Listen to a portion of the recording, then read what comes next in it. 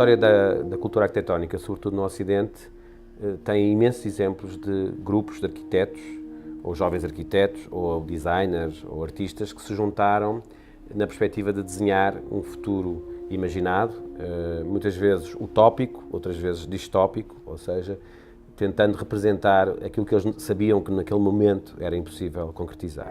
Design may become a cross-discipline. Therefore, we visualize an image guide. Design is the formulation of problems for the evolution of a new mentality, guideline for a new society.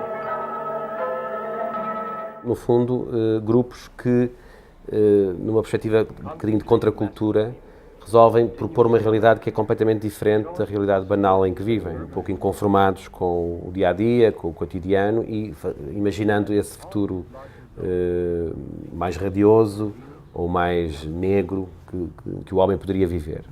Há desenhos ou arquiteturas de papel que estão mais próximos da ideia de utopia, ou seja, de uma espécie de visão radiosa, otimista num amanhã. Por exemplo, basta olhar para a Plug-in City dos Archie Graham, uma ideia de uma cidade, estrutura que se pode preencher de acordo com a necessidade dos utentes, ou então uma visão um pouco desacreditada da capacidade do homem de construir massivamente, como é o caso da cidade contínua do Superstudio, que é uma ideia de uma cidade genérica que vai avançando pelo território. Temos diversos exemplos de arquiteturas de papel que, de alguma maneira, anteciparam muito daquilo que vamos vivendo hoje e que o Rem Koolhaas chamou cidade delirante e cidade genérica. O arquiteto nasceu para artificializar e, portanto, artificializar implica processar matéria, processar um tempo, processar um lugar. Portanto, todo esse processo é um processo que deixa uma ação visível, uma ação física. Mas depois, por outro lado, há um legado que o desenho tem, ou que pode ter. Por exemplo, quando uma pessoa pensa numa estrutura que já não existe, mas que dela ficou um desenho, uma imagem, automaticamente esse desenho e essa imagem são história. O quão importante um desenho pode ser ao longo dos tempos. Por exemplo, quando se pensa no Homem do Vitrúvio, é muito interessante que foi motor de reflexões, de construções, ou seja, o homem-medida serviu para medir e construir proporções ao longo de séculos. Se pensarmos, por exemplo, também no Homem-medida, outro desenho, o desenho do Moldor, do Corbusier, não é?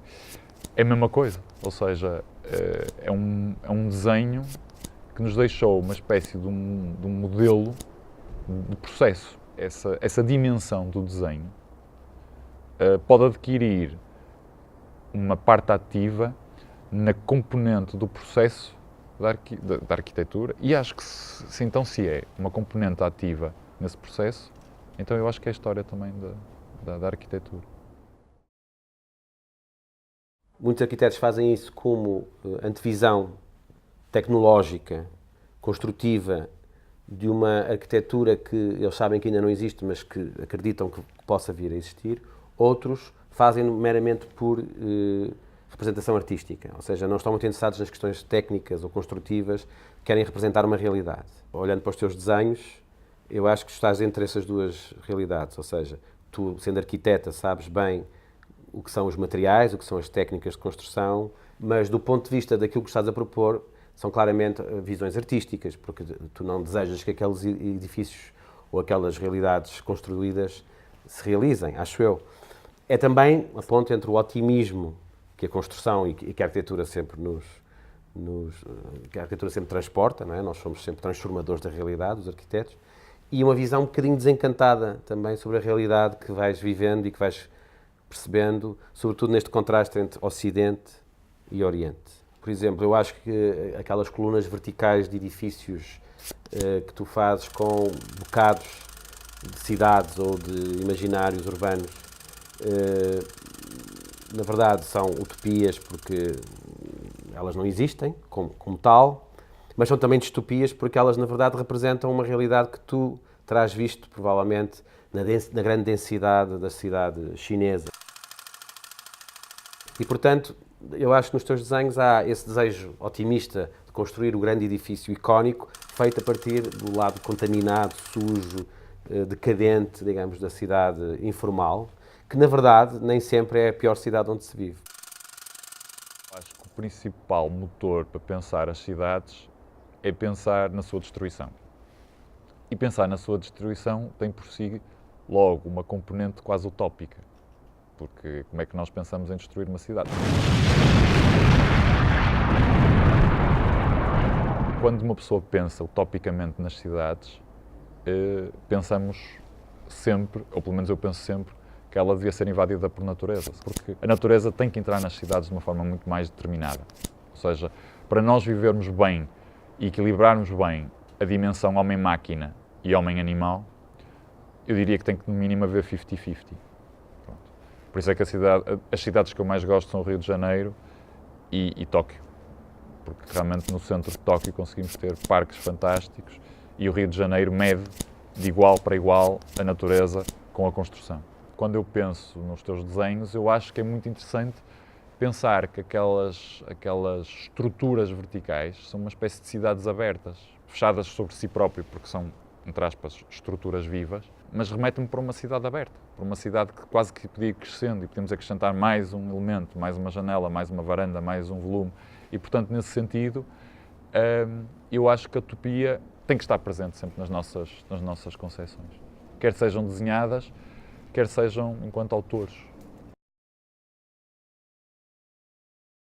Todas as cidades chinesas querem ter muitos edifícios glamourosos, icónicos, e quase todos os grandes investidores chineses querem que a sua sede ou da sua empresa tenha esse caráter icónico. E nós neste momento estamos a ver pela China fora, são cidades novas feitas de edifícios, quanto mais icónico melhor, e portanto, mas já não há 1 ou 2 ou 3, há 200, 300, 5.000, e portanto de repente aquilo que era delirante tornou-se absolutamente genérico.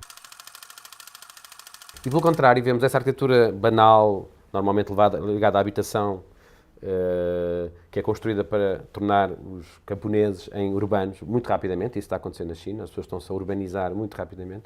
Vemos essa arquitetura banal a atingir uma dimensão absolutamente delirante. Portanto, Macau e todo o Rio das Pérolas, aliás, o Rem Koolhaas já tinha dado conta disso, é um lugar muito interessante para ver como tudo aquilo que nós no Ocidente considerávamos adquirido está a ser completamente revolucionado.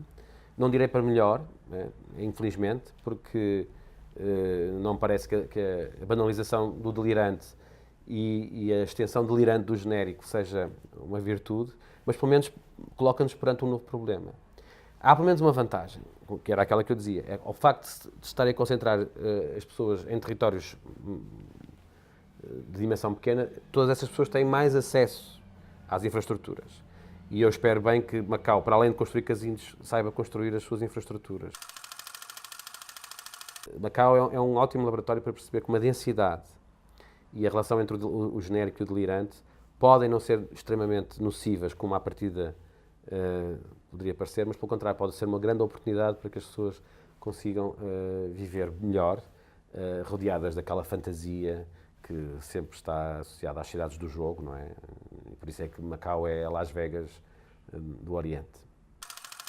E eu acho que é muito interessante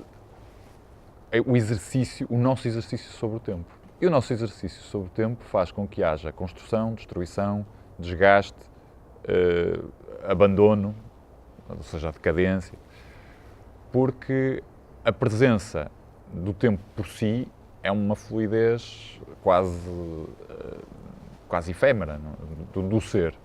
Portanto, a mim interessa-me a ação sobre o presente.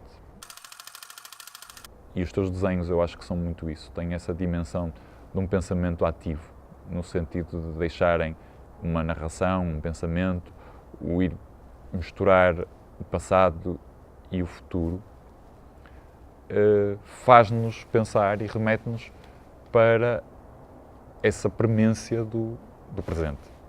E, portanto, traz-nos de volta ao que é a tal necessidade de construir a narrativa dos dias de hoje. Que, para mim, eu acho que é o mais válido.